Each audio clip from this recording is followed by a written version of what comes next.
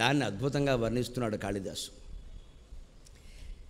బ్రహ్మదేవుడు ఉన్నాడు అక్కడ, విష్ణువు ఉన్నాడు, గడ్డం కింద బెల్లం పెట్టి వచ్చాడు, పైగా ఈ ఆభరణాలు పెట్టుకోమని చెప్పింది ఆయనే, ఆయన కోసమే ఈయన ధరించాడు. ఏమయ్యా ఇప్పుడు మీ చెల్లెలుగా నచ్చుతుందంటే, ఓయ్ బాబోయ్ మేమంతా అసూయపడేవింది, అంత అందంగా ఉన్నావయ్యా అని కౌస్తుభమణిని ధరించిన వాడు కూడా అసూయపడ్డాడు. శివుడి ఆభరణాలని, శివుడి అందాన్ని, మరి ఏమిటి అనుకున్నావు ఇప్పుడు రమ్మని మీ చెల్లెల్ని అన్నాడంతే ఆయన. అలా ఉంటుంది శివతత్వం అంటే. దీని నుంచే మనం గ్రహించాలన్న ఒక విషయం. ఒక్క క్షణంలో పాముల ఆభరణాలుగా మారాయి కదా, ఒక్క క్షణంలో భస్మం సితాంగరాగంగా తెల్లని అంగరాగంగా మారింది కదా శివుని శరీరం మీద, ఒక్క క్షణంలో కపాలం కిరీటంగా మారింది కదా. శివుడు తలుచుకుంటే మన జీవితాన్ని ఒక్క క్షణంలో వైభవోపేతం చెయ్యలేడా? అది ఆలోచించాలి.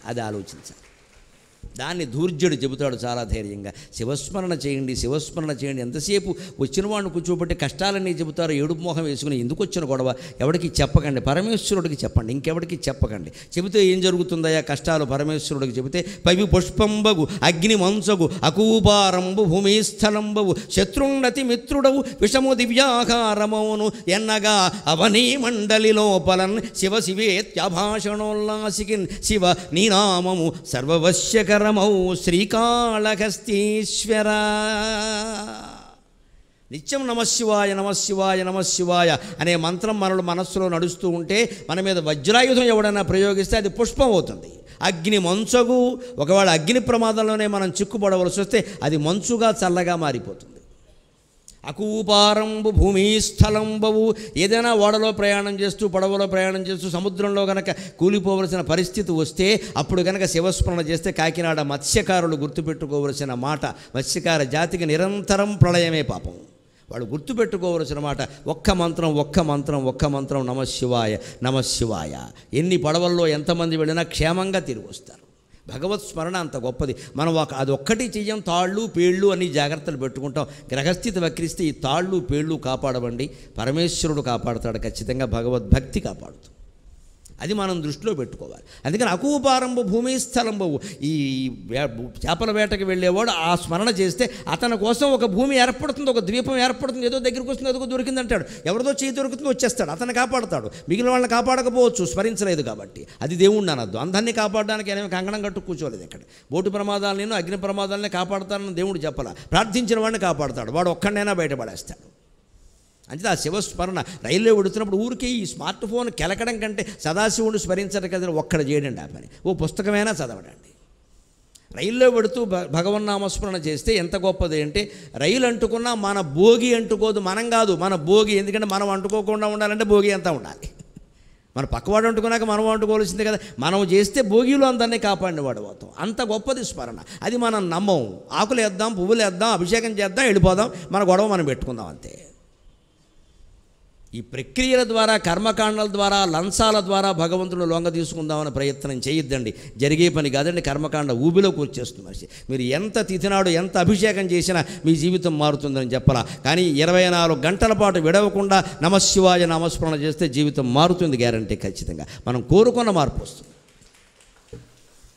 ఎవడు మారాలన్నా మారతాడు. ఇంట్లో కొడుకు గురించి, కూతురు గురించి, భార్య గురించి, భర్త గురించి చచ్చిపోతున్నాం వీళ్ళతో అనుకుంటే వాళ్ళతో అనకండి మా మాట. మీ ఇంట్లో పూజా మందిరంలోకి వెళ్ళండి, అమ్మవారి పాదాల మీద పడండి, అమ్మా నన్ను ఎలా కాపాడతావో నీ ఇష్టం అని ప్రార్థించండి. క్షణంలో మారుస్తుంది అమ్మవారు. ఎందుకంటే ఆ భక్తురాలు ఆవిడికి ముఖ్యం. ఆ భక్తురాలు ముఖ్యం, అయ్యి మొగుడు పిల్లలు ముఖ్యం కాదు. ఏడుస్తుంది పాపం, ఏడుస్తుంది నన్ను పట్టుకుని, ఏమి ఏడుస్తుంది పాపం అని వెంటనే విచిత్రమైన మార్పులు వస్తాయండి. నేను జరిగినవి చెబితే బడాయి చెప్పినట్టుగా ఉంటుంది, కానీ జరుగుతాయి ఖచ్చితంగా. మీరు చేసి చూడండి, స్మరించండి. ప్రక్రియలు ఏవో చేసేసి దాటేద్దామని చూడకండి. మరి కర్మకాండ మీద మనకు ఆశ, అది ఏదో పెట్టేస్తే 10 దీపాలు అయిపోయింది కదా. నువ్వు 100 దీపాలు పెట్టినా సుఖం లేదు ఇక్కడ. నీ మనస్సును దీపం చేసుకోవాల్సిందే, భగవంతుడి దగ్గర పెట్టాల్సిందే. అర్పణ సమర్పణ శరణాగతి అంటారు దీన్ని. అది అలవాటు చేసుకోవాలి. అదే చెబుతున్నాడు ధూర్జటి.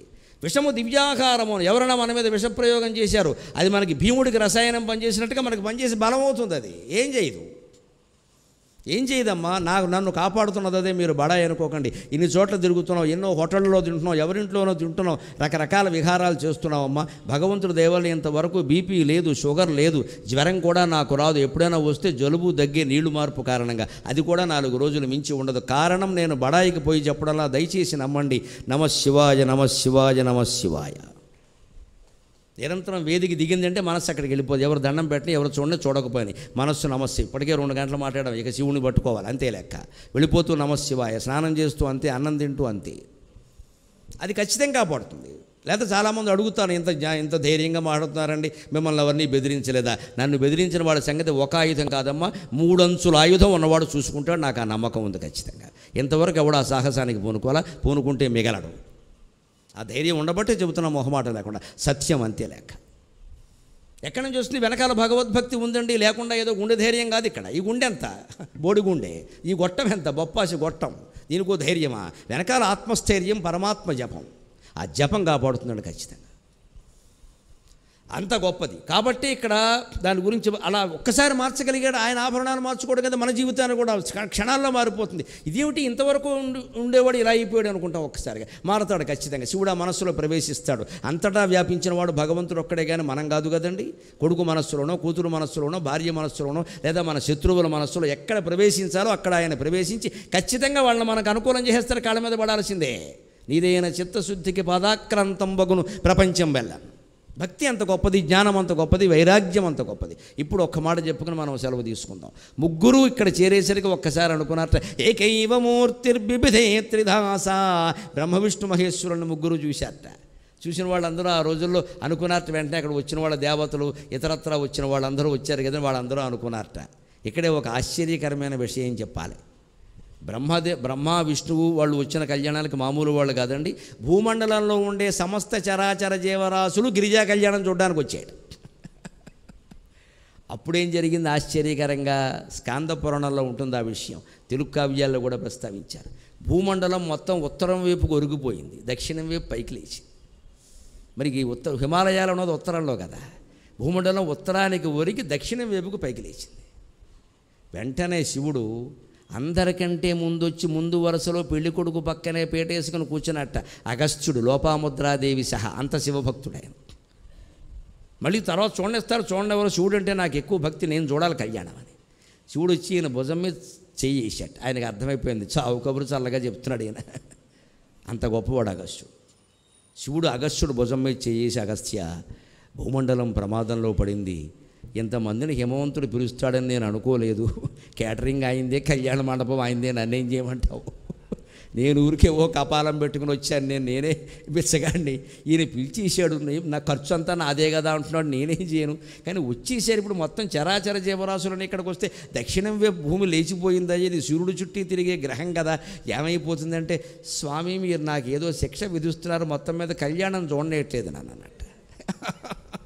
లేదు నీకు వేరే వరం ఇస్తా, వేరే సౌకర్యం కల్పిస్తా, నా మాట విను. నువ్వు దక్షిణపు కొసకి వెళ్ళి నిలబడు. నీ తపశ్శక్తి అంత గొప్పది. వింజ పర్వతాన్ని మొత్తం 1000 అడుగుల పైన ఉన్నదాన్ని కిందికి దించినవాడు నువ్వు అక్కడికి వెళ్ళి నిలబడు. అందుకని నీ శక్తి కారణంగా మళ్ళీ భూమి సమానం అవుతుంది, బ్యాలెన్స్ అవుతుందని చెప్పాడండి. అగస్త్యుడంత గొప్పవాడు. ఆయన వెళ్ళి నిలబడింది ఎక్కడో తెలుసా?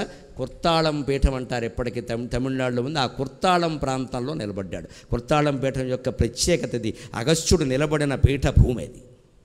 దానికి శివుడు ఆయనకి ఇచ్చిన వరం ఏమిటంటే, మనం కాకినాడ వాళ్ళం చాలా సంతోషించాలి.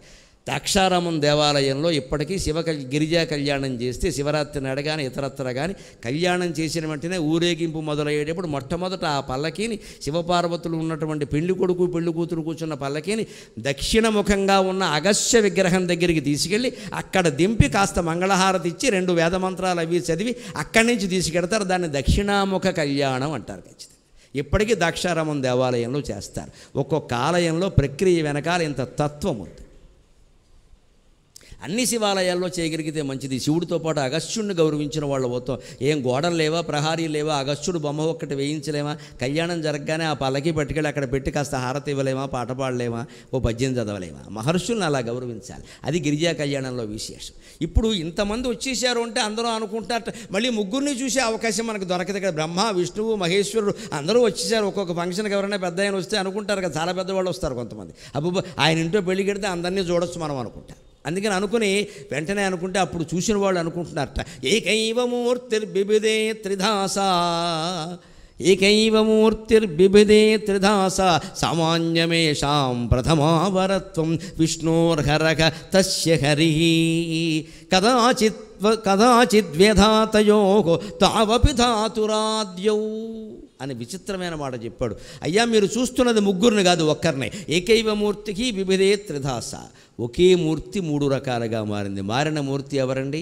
నిర్లేప నిర్మలా నిత్య నిరాకార నిరాకుల నిర్గుణ నిష్కళ శాంత నిష్కామ నిరుపప్లవ నిత్యముక్త నిర్వికార నిష్ప్రపంచ నిరాశ్రయ అయినటువంటి లలిత పరా భట్టారిక ఈ మూడు రూపాలు ధరించిందమ్మ. అమ్మవారిని పూజిస్తే అందరినీ పూజించినట్టు.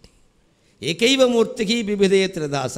సృష్టికి పూర్వం కూడా ఆవిడ ఉంది. అందుకే వృద్ధ అనే నామం ఉంటుంది లలితా సహస్రంలో. అన్నద వసుధ వృద్ధ. వృద్ధ అంటే ఊరికే వృద్ధ స్త్రీ, ఓల్డేజ్ హోమ్ అని అర్థం చెప్పకూడదు. సృష్టికి పూర్వమే ఉంది ఆవిడ. అంతకంటే పెద్దవాళ్ళు ఎవరు లేరు ఇక్కడ.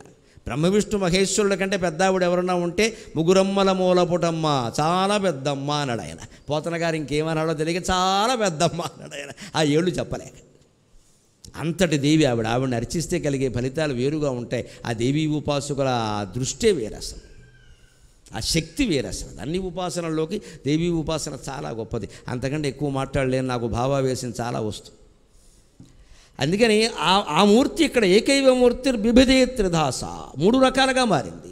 సామాన్యమేషాం ప్రథమావర్తం. మనలో చాలా మతవాదులు ఉంటారు చూడండి, వైష్ణవులు, శైవులు, శాక్తీయులు. వీళ్ళు ఒకసారి అస్సలు శివుడేనండి, విష్ణువు ఏంటంటే ఇక్కడ అంటారు. మళ్ళీ లేదండి విష్ణువేనండి, మొత్తం మూలం విష్ణువే. అతి పరాశక్తి ఎవరండి? విష్ణువుకి శక్తి ఉంది కదండి, ఇంక మళ్ళీ శక్తి ఏంటండి అని వైష్ణవులు అమ్మవారిని ఒప్పుకోరు, శైవులు విష్ణువుని ఒప్పుకోరు, శాక్తీయులు వీళ్ళిద్దరినీ ఒప్పుకోరు. అసలు నాస్తికుడు అందరికంటే గొప్పవాడు వాడు, ఎవరిని ఒప్పుకోడు.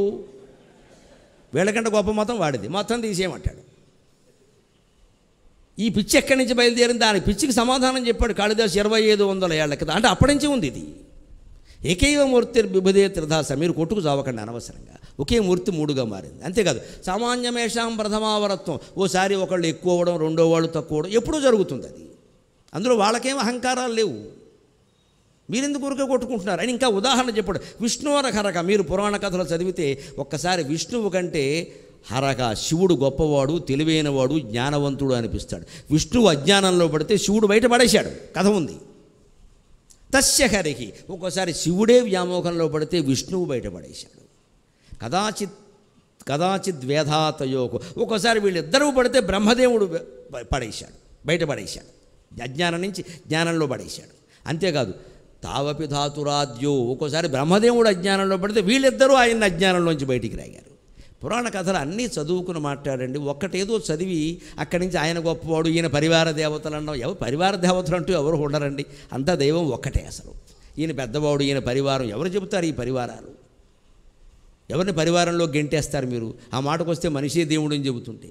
హిందూ మతంలో ఇంతమంది దేవతలను ఆరాధించడంలో ఉద్దేశం ఏమిటంటే, ఒక 100 విగ్రహాలను ఆరాధించిన తర్వాతైనా అర్థం కాదమ్మా మనిషికి, ఈ ఆరాధించేవాడు కూడా అటువంటి విగ్రహమే, వాడు ఆ స్వరూపమే అని. అది తత్వమసి, అది అహం బ్రహ్మాస్మి. అందుకే వివేకానందుడు స్పష్టంగా చెప్పాడు, 20 ఏళ్లవాడు గుళ్ళోకి వెళ్ళకపోతే తప్పు, 60 ఏళ్లవాడు వెడితే తప్పు అన్నాడు. ఆలోచించండి. ఏదో ఘోరం నేరమని కాదు. 60 ఏళ్ళు వచ్చేసరికి గుళ్ళో ఉన్నది గుండెల్లో ఉన్నది ఒక్కటే అని అర్థం కావాలి. లేకపోతే 60 జన్మలు ఎత్తినా అర్థం కాదు అది. ఇంకా మనం ఈయన గొప్పవాడ అన్నీ చూశాను కానీ ఇంకో క్షేత్రం చూడాల, కొంపలేం అంటుకోలేదు. ఎన్ని చూసినా ఒకటే, ఇంకా మన బుద్ధి ఏది కావాల్సింది. అందుకని ఒక్కోసారి ఆయన గొప్పవాడవుతాడు, ఒక్కోసారి ఈయన గొప్ప. మీకు శివరాత్రి కథలో చూడండి, ఇద్దరు బ్రహ్మ విష్ణువుల అజ్ఞానంలో పడ్డారు, శివుడు బయటపడేశాడు. జగన్మోహిని కథలో చూడండి, శివుడు వ్యామోహంలో పడ్డాడు, విష్ణువు బయటపడేశాడు. భాగవతంలో చూడండి, బ్రహ్మదేవుడు అజ్ఞానంలో పడ్డాడు, శ్రీకృష్ణుడు బయటపడేశాడు. ఎవరు జ్ఞానం అంటారు, ఎవరు జ్ఞానం అంటారు? ఎవరు శరీర స్పృహతో మాట్లాడతారో వారు అజ్ఞానంలో ఉన్నట్టులాగా బ్రహ్మ విష్ణువు శివుడు కూడా శరీర స్పృహ చెందారు అంటే అహంకారం వచ్చేస్తుంది వెంటనే. అందుకే పురాణ కథలు అలా ఉంటాయి. దేవుళ్ళలోకి పోయాడు అనుకోకూడదు, శరీరం భేదం అది. అందుకని అందరూ కూడా చాలా ఆనందించారట. ఇప్పుడు చివరిగా ఆ కళ్యాణ ఘట్టంలో పాణిగ్రహణం అనేటువంటి మాట చెప్పుకొని మనం సెలవు తీసుకుందాం.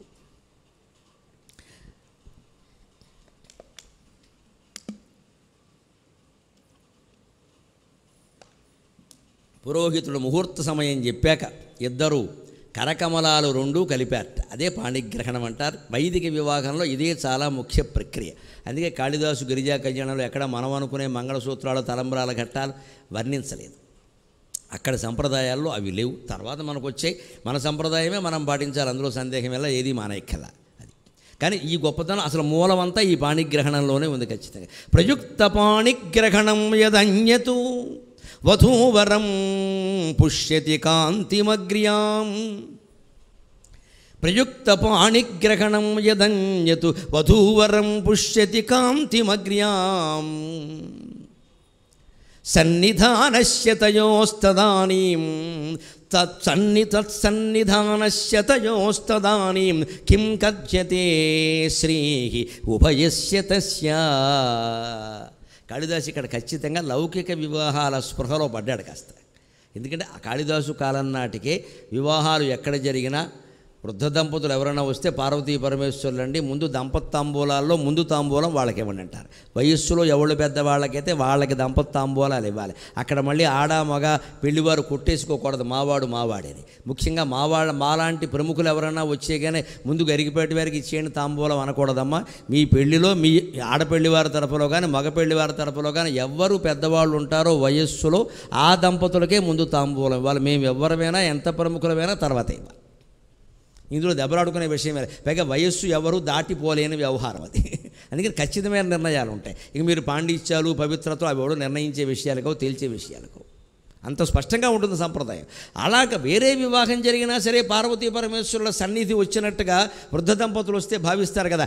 ఆ భావనే మనస్సులో కలిగి ఏమంటున్నాడు, అలా అనడానికి వీల్లేదు కదా, మరి వాళ్ళ వివాహం ఇది. అందుకని విచిత్రమైన మాట పడాడు. ప్రయుక్త పాణిగ్రహణం యదన్యత్వధూవరం పుష్యతి కాంతిమగ్ర్యాం. లోకంలో ఎక్కడైనా మామూలు యువతి యువకులకి పెళ్లి చేస్తేనే వాళ్ళ పాణిగ్రహణ సమయంలో అపూర్వమైన అనుభవం పొందుతారు అన్నాడు. ఎందుకు పొందుతారండి? ముందే స్కూటర్లు ఎక్కడం, ముందే సహజీవనాలు చేయడం, ముందే వాట్సాప్లు ఫేస్బుక్లు లేవు కాబట్టి. ఇవన్నీ అయిపోయిన తర్వాత ఇప్పుడు జరుగుతున్నాయి పెళ్ళి. ఎందుకంటే బాగుండదని చేస్తున్నామంతే, ఒక్క మాట చెప్పాలంటే. ఇక మనం చేయకపోతే ఇక ఎందుకు వచ్చిందని చేస్తున్నామంతే. అయిపోయింది కదా, ఏదో చేసేద్దాం, ఎందుకు వచ్చింది. అంతకుముందే జూము కార్లు వేసుకుని తిరిగాక బండెక్కి తిరిగేసిన తర్వాత పైగా బండి మీద ఇదివరకు ఇంకా ఆడవాళ్ళు పాపం చీర కట్టుకుని లేకపోతే పరిగిణి కట్టుకుని ఓ పక్కకు కూర్చునేవారు. ఇప్పుడు అలా కూడా లేదండి, శుభ్రంగా వారు కూర్చున్నట్టే వీరు కూర్చోవచ్చు. మొత్తం సాష్టాంగ దండ ప్రణామం. ప్రతి అవయవాన్ని తాకాల్సిందే. ఇంకా అయినా కూడా వాడు వశిష్ఠుల్లా ఉంటాడు, ఋషిశృంగుల్లా ఉంటాడంటే మీ నమ్మకానికి జోహార్. ఇలా జరిగిన తర్వాత వాళ్ళు ఉండే అవకాశం లేదని జరుగుతున్న పొరపాట్లను. అంతేకాదు వివాహాలు ఎక్కడ విఫలమవుతున్నాయో కూడా చెబుతా. ఈ స్పర్శలు ఈ అనుభూతులు ముందు ఏడాది 2 ఏళ్ల పాటు జరిగిపోయాక తర్వాత పెళ్లి చేసుకోవడానికి మామూలుగా ఊరికే ఓ చోట బస్టాండ్లో కూర్చోవడానికి తేడా ఏం లేదు. ఇంకా ఎందుకంటే అన్నీ తీరిపోయినాయి, అయిపోయినాయి. ఇంకా వివాహం అనేది ఊరికే తంతు. 10 మంది చెప్పానుగా సూర్యకళ మాత్రం ఖాళీగా ఉంది కూడా చేసుకుంటున్నాం అంతే. అనుభూతి లేదు ఇక్కడ మనిషికి. ఇది పార్వతి వివాహంలో కానీ మొన్నటి వరకు జరిగిన మా వివాహం సహా మీ అందరి వివాహాలు పెద్దవాళ్ళు జరిగిన గుర్తు చేసుకోండి. ఆ తొలిసారి ఆ అమ్మాయి చెయ్యేలా పట్టుకున్నప్పుడు మనకి అనిపించిందా లేదా? అనిపించకపోతే వాడు మనిషి ఉండడు. ఆ తొలిచూపు కోసం, తొలిస్పర్శ కోసం ఎదురు చూడాలా వద్దా? శ్రావణ మాసంలో అమ్మాయికి శనగలు పెడతారు. పచ్చి శనగలు తినాలి, అమ్మాయిలు తినాలి ఖచ్చితంగా. కన్యలుగా ఉన్నవాళ్ళు తినాలి. దానివల్ల చాలా శారీరక ప్రయోజనాలు ఉన్నాయి, అది వేరే అంశం, అది తినాలి. ఆ శనగలు ముందు ఇంటికి వెళ్ళే వరకు అక్కడే తినేస్తారు కొంతమంది. పెద్ద తినేస్తున్నా ఎక్కడ కూర్చొని పనే లేదు, ఇంటికి వెళ్ళి అన్నాడు. పచ్చి శనగలు తినాలి. సాతాళింపులు, వ్యవహారాలు, ఓవర్ యాక్షన్లు పచ్చివే తినాలి. అవి ఇన్నే పెడతారు, తినాలి. అవి మూట కట్టుకుని పట్టుకెడతారు సరిగ్గా. వరుని కోసం వాంఛలు కూడా శ్రావణ మాసంలో శనగలు మూటగట్టినట్టే మూటగట్టి దాచుకోవాలమ్మా.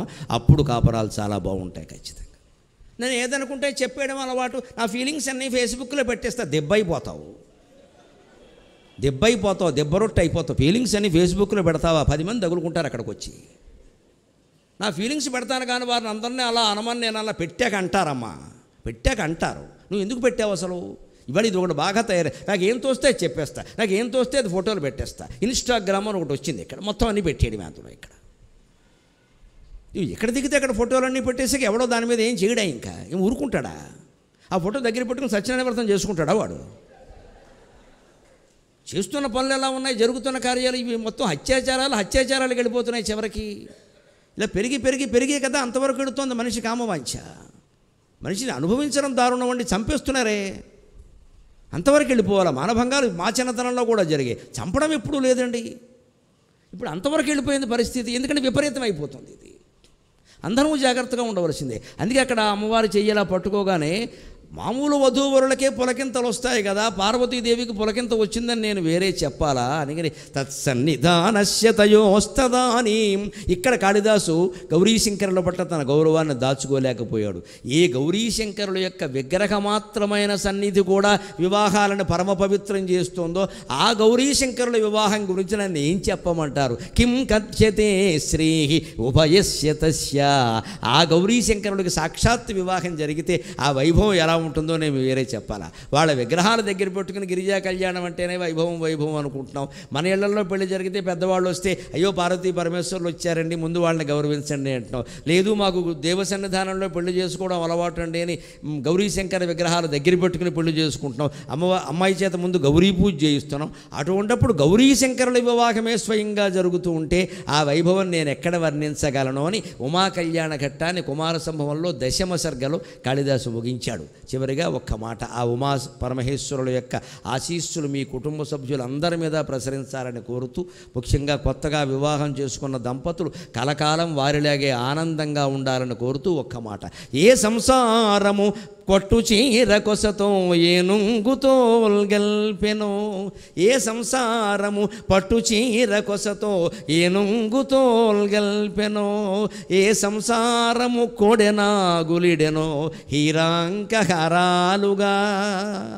ఏ సంసారము పట్టు చీర కొసతో ఏనుంగుతో గల్పెనో, ఏ సంసారము కొడెనాగులిడెనో హీరాంకహరాలుగా. ఏ సంసారం అనుగ్రహించే మనకు ఈ సార సంసారముల్, ఏ సంసారం అనుగ్రహించే మనకు ఈ సార సంసారముల్. ఆ సంసారము పార్వతీశ్వరము, ఆ సంసారము పార్వతీశ్వరము మీకానందమున్ గూర్చుతన్. స్వస్తి.